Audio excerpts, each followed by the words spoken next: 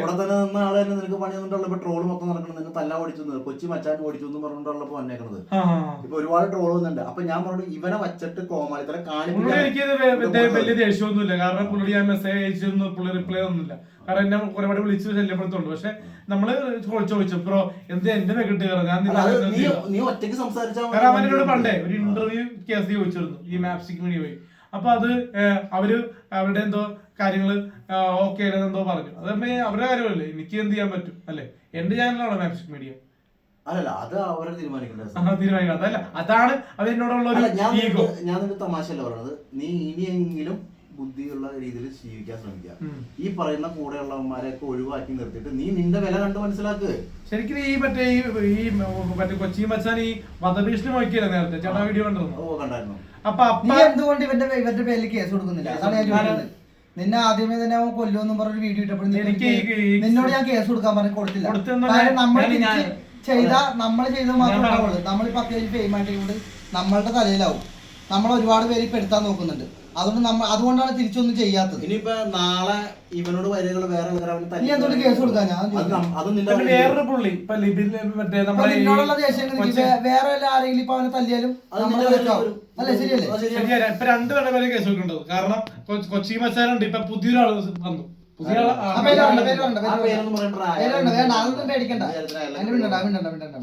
നിന്നെ വിളിച്ചിട്ട് ആ വൈറലാവാൻ വേണ്ടി ഇഷ്ടം പോലെ പേര് പറയുന്നുണ്ട്. അതുകൊണ്ട് ഒന്നും മിണ്ടാതിരിക്കണ്ട. വൈറലായിക്കോട്ടെ, ആ പേര് പറയണ്ട. അപ്പൊ നമ്മളെ ഇനിയിപ്പോ എന്തായാലും ഇനി വന്നു കഴിഞ്ഞാൽ ഞങ്ങൾ കേസോട്ട് മുന്നോട്ട് പോകും അല്ലെ? നിയമപരമായിട്ട് മുന്നോട്ട് പോകും. കാരണം ഞങ്ങളിപ്പോ അത്യാവശ്യം സിനിമ സീരിയലൊക്കെ ചെയ്യണോണ്ട് ഇപ്പൊ ഒരുപാട് പേർക്ക് അസൂയുണ്ട്. അവരത് വെച്ച് മുതലെടുക്കാൻ നോക്കുന്നുണ്ട്. അല്ല, നമ്മൾ ഒഴിവാക്കിയവര് ഇപ്പൊ രണ്ടാമത് നമ്മുടെ അടുത്ത് വന്നിട്ട് നമ്മളെ റീച്ച് ഉണ്ടാക്കാൻ നോക്കുന്നുണ്ട്. അതിന്റെ ആവശ്യമുണ്ടോ? അവർക്ക് സ്വന്തമായിട്ട് റീച്ച് ആക്കാൻ പാടില്ലേ? അതാണ് വേണ്ടത്. അവർക്ക് സ്വന്തമായിട്ട് റീച്ച് ഉണ്ടാക്കാൻ പറ്റില്ല. സന്തോഷ് വിഷയത്തിലാണെങ്കിൽ ഒരുപാട് പേര് എന്നോട് ഇന്റർവ്യൂ ചോദിച്ചു. ഒരാൾക്ക് ഞാൻ കൊടുക്കുന്നില്ല. കാരണം ആ വിഷയം കുറച്ചുകൂടി കൺക്ലൂസീവ് ആയിട്ട് സീരിയസ് ആയിട്ടുള്ള വിഷയങ്ങളാണ്. ഞാൻ പറയട്ടെ, ഈ സന്തോഷ് വർക്കിയുടെ കേസിൽ ശരിക്കും പുള്ളി ഈ പറഞ്ഞ പോലെ ശിക്ഷ കഴിഞ്ഞ് ഇറങ്ങിയ ശേഷം പുള്ളിക്കാരനെ കൊടുക്കേണ്ടത്. കൂടെ നടന്നവരല്ല പുള്ളിനെ കുറിച്ച് പറയേണ്ടത്. അയാൾ കൊടുക്കട്ടെ, അതാണ് സത്യം ചെയ്യേണ്ടത്. അപ്പൊ ഏതായാലും ഷൂട്ട് തുടങ്ങാൻ സമയമായി. എന്തായാലും ഞാൻ സന്തോഷ് വർക്കി വിഷയത്തിൽ സത്യമായിട്ടും ഇടപെട്ടിട്ടുണ്ട് ഇപ്പോ.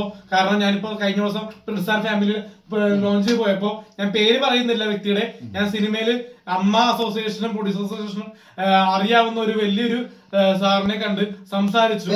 പേര് പറയുന്നില്ല, ശ്രമിക്കാന്ന് പുള്ളി പറഞ്ഞു. നോക്കാം, 14 ദിവസത്തിനുള്ളിൽ ഇറങ്ങുമെന്നാണ് സിനിമാ മേഖല കണക്ട് ചെയ്ത സാറ് പറഞ്ഞിരിക്കുന്നത്. അപ്പോൾ എന്തായാലും ഇനിയും നാളെ ഒരു ഫംഗ്ഷൻ ഉണ്ട് സിനിമയോട് ബന്ധപ്പെട്ട. അവിടെയും ഞാനിപ്പോ ഇതിവിടെ സംസാരിക്കുക. കാരണം എനിക്ക് ഒരു പേടിയില്ല. അഭിലാഷാട്ടയും മായ്മോറ്റോയ അങ്ങനെയുള്ള ഇവിടെ ആൾക്കാരുണ്ട്. പക്ഷെ അവരൊന്നും സിനിമാക്കാരോട് നേരിട്ട് കണ്ണീർ നോക്കി സംസാരിക്കില്ല. കാരണം അവർക്കൊരു പേടിയുണ്ട്. പക്ഷെ എനിക്ക് തുറന്ന് ചോദിക്കാം. കാരണം എന്നെ ഒരുപാട് മോശമായിട്ട് സന്തോഷ് വർക്കി സ്റ്റേറ്റ്മെന്റ് കൊടുത്തു. പക്ഷെ എന്നിട്ടും ഞാൻ സിനിമാക്കാരുടെ പുറകെ പോയിട്ട് കൈയും കാലൊക്കെ പിടിച്ച് പുള്ളി ഇറക്കുന്ന രീതിയൊക്കെ നോക്കുന്നുണ്ട്.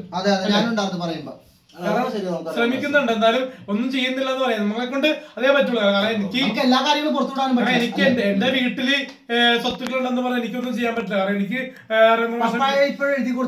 എഴുതി തന്നിട്ടില്ല.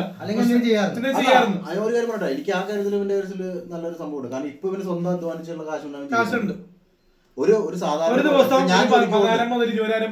ഞാൻ ജോലിക്ക് പോയിട്ട് നമുക്ക് കിട്ടുന്ന വളരെ തുച്ഛമായ 600-650 രൂപ ഉള്ളിലാണ് നമുക്ക് ഒരു ദിവസത്തെ ജോലിയുടെ വേതനം. എന്താ ജോലി എന്ന് പറയുന്നത്?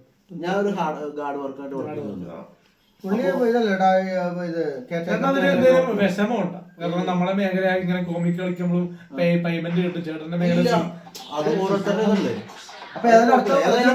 സമയമില്ല, നമുക്ക് പോവാം. എന്തായാലും സീരിയൽ വർക്ക് തുടങ്ങണ മീനൂസ് കിച്ചന്റെ അതിന്റെ ഒരു ഇടവേളക്ക് ശേഷം ഞങ്ങൾ മീനൂസ് കിച്ചന്റെ വർക്കിലേക്കാണ് ഞങ്ങള്. അപ്പൊ ഓക്കെ, ഇനിയിപ്പോ അടുത്തതിൽ കാണാം. ഓക്കെ.